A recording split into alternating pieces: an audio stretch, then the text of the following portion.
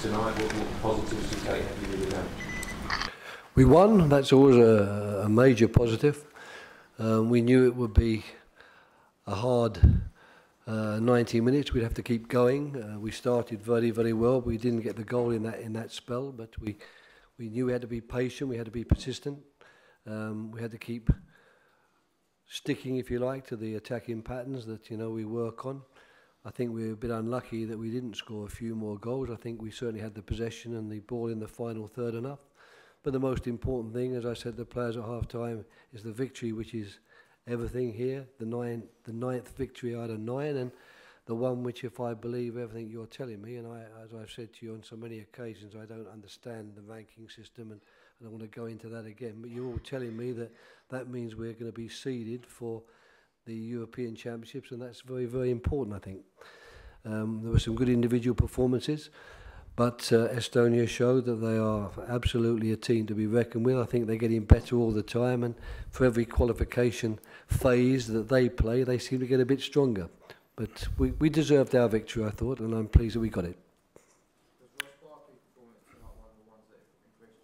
Yes, yeah. It's not often that I really contest people's choice of man of the match. I think there were one or two other candidates, if I'm to be honest, as well. He wasn't the only one that deserved an honourable mention tonight, but I'm pleased that Ross got it, because today we saw what he can do.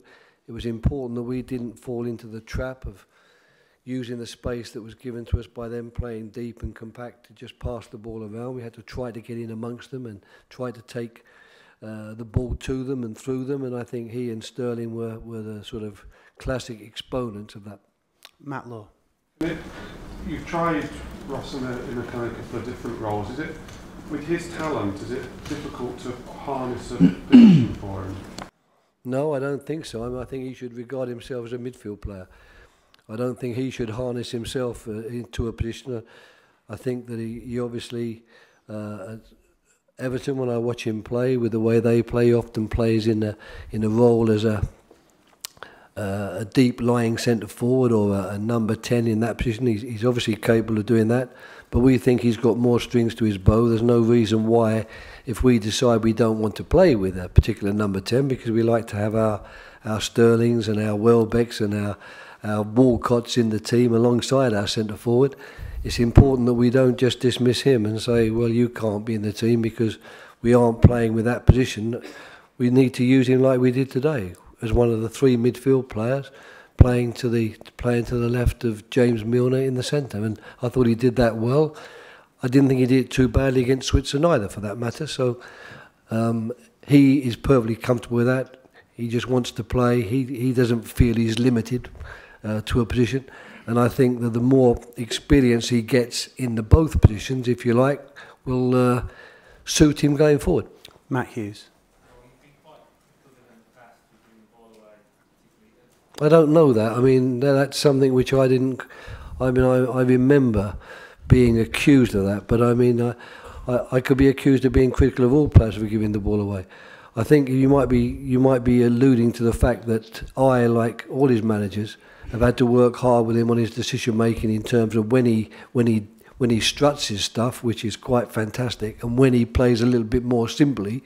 But that's just an aspect really of a coach's job with a very, very talented young player with lots and lots of ability, just making certain that he uses the ability he's got in the right moments. It's never been a problem. I'm quite proud of the fact that Ross Barkley is still only 20 years of age, and yet he's been with me in the national team for well over 2 years, very often when he's not been in the Everton team. So I don't think I could ever be accused of having anything other than the utmost faith in him. I've taken a couple more. Oh, I don't think it's as simple as, I give him a message, he sinks in, anything changes overnight. I think it's something he works on. He's worked on it now for the last well over a year, and I'm certain that Roberto is working with him and talking to him and giving him exactly the same sort of instructions as I am. And of course he, as he matures, is learning the lessons, not least of all by playing football at the very highest level, for Everton in the Premier League and for us at international level. 2 more. Andy. But we're going to start, I know you've got an injury or two, but Cahill, Hart and Milner are all staying back. Can I ask what's behind your decision to do? Yep, we take each one separately.